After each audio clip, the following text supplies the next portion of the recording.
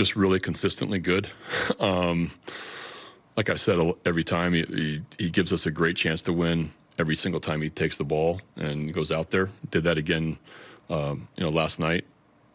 Just gave up the homer, but in some unfortunate luck besides that. But it's almost every single time it's been 6 or 7 innings and giving us an awesome chance to win, and we've won more games than not because of it. But he's just been a real rock in our rotation, been a number 1 guy. He's going to get a little bit of a break, which is fantastic, and hopefully he pitches well for us like he did in the first half, the second half.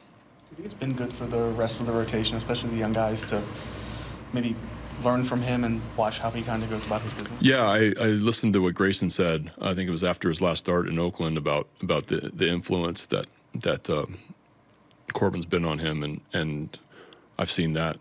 Grayson's made huge strides, and just by watching a guy, it's just not the competitiveness on the mound, but it's all the other 5-day stuff, and just be able to watch how he game plans, watch his in between start routines.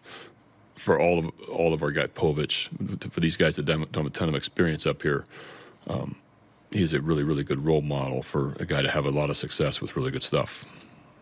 Brandon, you're on a 100-win pace, but against the National League Central, you guys have, other than Cincinnati, you guys have struggled. Is there any explanation for that? The National League Central? No. I don't know. We have played so poorly against the National League Central. I don't know.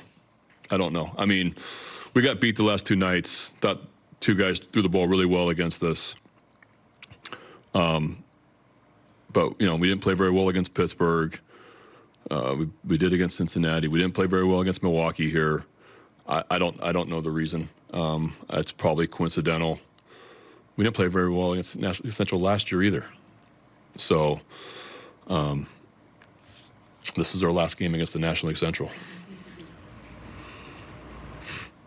Brandon, last night when you talked about the team getting big and runners in some position spots, did you mean expanding the zones and chasing, some things like that? Yeah, I just think once you start leaving runners out there, I think it's natural. Once you start leaving runners out there, we get in a situation again. I think when the next guy comes up, you're trying to make it happen a little bit instead of letting it happen. I think our guys' swings just get possibly, the last couple nights maybe a little bit too big. And maybe expand a little bit, but talking about more of just kind of the approach and the swing, trying to drive in 2 or 3 instead of just taking the at-bat and being short to the ball and continuing with the same really good approach of middle the other way. So many RBI situations, the most beautiful thing is a runner in scoring position, a base hit the other way. And we're just not really allowing ourselves to do that because I feel like our swings are just a little big.